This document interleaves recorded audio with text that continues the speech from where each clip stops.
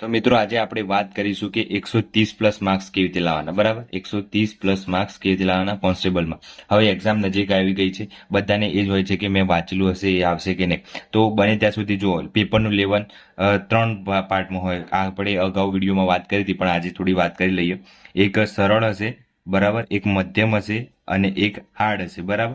તો આ ત્રણેયમાંથી સૌથી વધારે જો સરળ હશે તો 150+ લાવવાના રહેશે, અને મધ્યમ હશે તો 130ની આસપાસ લાવવાના રહેશે, અને હાર્ડ હશે તો 110ની આસપાસ લાવવાના રહેશે, બરાબર. પણ આપણે વાત કરવાની છે આજે કે 130+ માર્ક્સ કેવી રીતે લાવવાના. મધ્યમ જ રહેશે એ ધારીને આપણે ચાલીએ તો 130+ લાવવા જરૂરી છે. તો એ બધું આજે આપણે વાત કરીએ. તો પેલા પાર્ટ એ ની વાત કરીએ. તો પાર્ટ એમાં પણ 40% લાવવા ફરજિયાત છે, બરાબર. એટલે કે 32 માર્ક્સ પાસિંગ માર્ક્સ છે, બરાબર. તો પાસ તો થવું જ પડશે. અને પાર્ટ બીમાં આપણે વાત કરીએ તો પાર્ટ બીમાં છે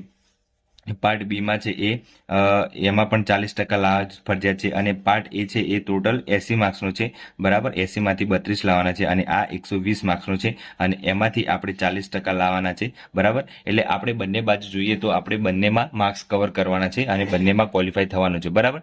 તો હવે આપણે એટલું ધ્યાન રાખવાનું કે પાર્ટ એ છે, પાર્ટ એમાં આપણે ગણિત છે, તો ગણિતમાં કેટલા લાવીએ તો આપણે સારા થાય. તો ગણિત છે 30 માર્ક્સનું છે, બરાબર. તો 30માંથી આપણે અડધા લાવીએ. ગણિતને બધાને આવડતું નથી હોતું, એટલે અડધા લાવીએ, મતલબ 15 માર્ક્સ આવે છે આપણે ગણિતમાં, બરાબર. અને રીઝનિંગ છે, રીઝનિંગ પણ 30 માર્ક્સનું છે. તો 30માંથી આપણે એમાં લાવી શકીએ મેક્સિમમ 25 માર્ક્સ તો લાવી શકીએ રીઝનિંગમાં, કેમ કે રીઝનિંગ બધાને આવડતું હોય છે એટલે. અને ગુજરાતી છે એ 20 માર્ક્સનું છે, અને 20માંથી આપણે મેક્સિમમ કદાચ 5 નથી આવડતા તો 15 આવે ઓટોમેટિક, બરાબર. 15 તો બધાને આવી જાય, એટલે 5 10 15, 15 પાછળો વધી 1 2 2 4 અને 1 5, એટલે આ 55 થયા. પાર્ટ એમાં આપણે કેટલા આવ્યા? 55. આ અહીંયા સાઈડમાં લખી રાખીએ, બરાબર, પાર્ટ એ ના. પાર્ટ બી ની વાત કરીએ તો આપણે જોડે છે બંધારણ. બંધારણ સૌથી વધારે માર્ક્સ છે પાર્ટ બી માં, તો ખાસ કરીને એમાં 30 માર્ક્સ છે. તો બંધારણમાં બધાએ તૈયારી કરી છે અને તૈયારી બધાની ફૂલ છે, એટલા માટે બંધારણની વાત કરીએ તો બંધારણમાં આપણે મેક્સિમમ 25 માર્ક્સ આવી જાય તો વાંધો આવે નહીં. એટલું ધ્યાન રાખવાનું કે 25 માર્ક્સ આવે તો સારું. ચલો, આપણે એક વસ્તુ સમય 10 ખોટા પડે છે તો આપણે 20 માર્ક્સ આવે છે, બરાબર. બંધારણમાં 20 માર્ક્સ આવ્યા. પછી આપણે વાત કરીએ કે ઇતિહાસ, ભૂગોળ અને વારસો, આ ત્રણ છે, બરાબર. એ 50 માર્ક્સનું છે. અને આ 50માં બધામાં ઇતિહાસ આપણને 10 માર્ક્સનો આવડે છે, ભૂગોળ 10 માર્ક્સનો આવડે છે, અને વારસો 10 માર્ક્સનો આવડે. 10 10 10 એટલે ટોટલ આપણે 30 માર્ક્સ આવ્યા, બરાબર. બધું નહીં આવડે, અમુક નહીં આવડે તો ખોટા પણ પડશે, એટલે આપણે ટોટલ 30 માર્ક્સ આવે છે ઇતિહાસ, ભૂગોળ, વારસામાં, બરાબર. અને હવે છેલ્લું આપણે રહ્યું કે વિજ્ઞાન અને જીકે અને કરંટ, બરાબર. તો આમાંથી આપણે આ 40 માર્ક્સનું છે, બરાબર. તો આમાંથી આપણે આ 3 પાર્ટ કરીએ તો વિજ્ઞાન થોડું વેટેજ વધારે છે, અને આ બધું જોઈને આપણે જોઈએ તો આ બધામાં આપણે કદાચ 30 માર્ક્સ કવર થઈ જાય છે, બરાબર. તો આપણે 30 માર્ક્સ છે એ આરામથી લાવી દઈએ, બરાબર. તો આપણે વાંધો આવે નહીં, કેમ કે 10 માર્ક્સ આપણે કદાચ કરંટમાં જાય કે જીકેમાં જાય તો કઈ જઈ શકે છે, તો પણ 30 માર્ક્સ આ ટોટલ થાય. તો આપણે ગણીએ કે 30 30 અને 20, 3 દુ 6 7 8, એટલે આ થયા 80 માર્ક્સ પાર્ટ બી માં. 80 માર્ક્સ, બરાબર. તો આપણે અહીંયા હવે પ્લસ કરીએ પાર્ટ એ અને પાર્ટ બી, તો અહીંયા 80 મૂકીએ આપણે તો 5 આ અને 8 ને 5 13, બરાબર. એટલે 135+ આપણા માર્ક્સ થાય છે. કેવી રીતે? વધારે આપણે પાર્ટ એ માં લાવ્યા અને પાર્ટ બી માં કદાચ અડધા અડધા લાવીએ તો પણ 135+ થાય છે. તો બને ત્યાં સુધી તમારે 135+, 140, 150, જો તમે કોઈનો પાર્ટ બી નબળો હોય તો પાર્ટ એમાં કવર કરશે, અને પાર્ટ એ નબળો હશે તો પાર્ટ બી માં કવર કરશે, બરાબર.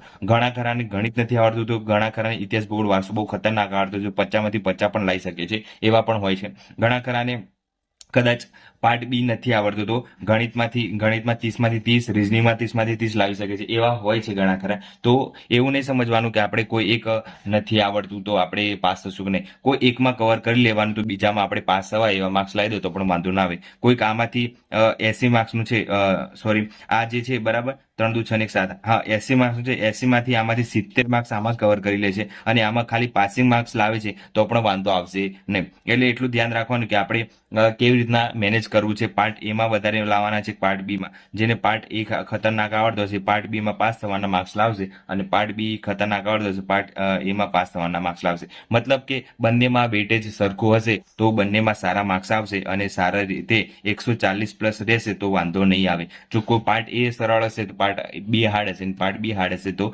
પાર્ટ એ સરળ હશે એ રીતનું હશે. અને જો બંને સરળ હશે તો તમારે માર્ક્સ છે એ 150 પ્લસ આસપાસ લાવવા પડશે અને વેઇટેજ માર્ક્સનું એ વધારવું પડશે. બસ બીજું જો કદાચ નોર્મલ રહેશે તો 130 પ્લસ હશે તો પણ વાંધો નહીં આવે. બરાબર, તો આ રીતના થોડું પ્લાનિંગ રાખ્યું છે આપણે અને તમે આ રીતના ફોલો કરશો તો વાંધો નહીં આવે.